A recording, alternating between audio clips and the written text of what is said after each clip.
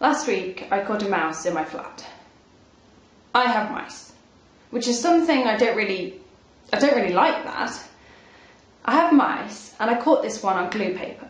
You know, the glue traps. I've tried everything else and they're the only thing that works. But the worst thing is that when you catch them, they're still alive. So you have to, dispatch them. So I put a piece of cloth over it and I hit it over the head with a cup, a mug.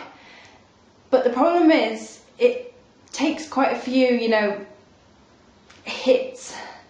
And it was screaming and I felt sick and I was crying and everything. And then I peeled it off the paper. You have to be very careful because the skin's quite delicate, And I took a scalpel that I have for handicrafts and I slit open its little body and I tugged out the insides and I stuck them and the body on this Christmas card. So it was splayed out with its guts out in this Christmas tree design, and I sent it to my boss with writing cut out of the newspaper that said, "Thanks for all the hard work and good luck in the new job, twat face." They called the police.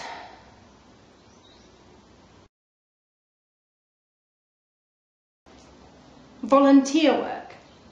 I should do some volunteer work.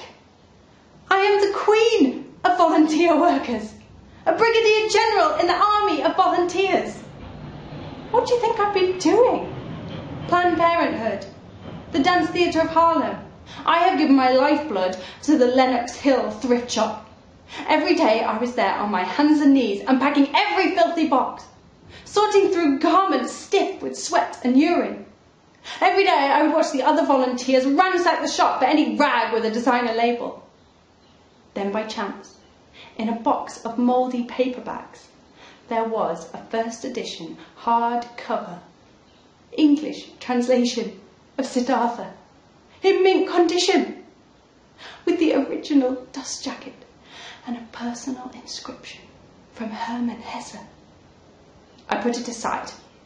It was abundantly clear that I wanted to buy it myself. To buy being the operative phrase there. The next day I come in. Where's my book? Where's Siddhartha?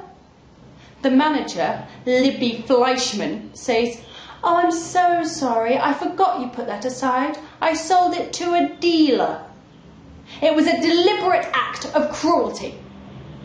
So I went to the hospital board and I exposed Libby's operation of selling to dealers and taking a personal cut.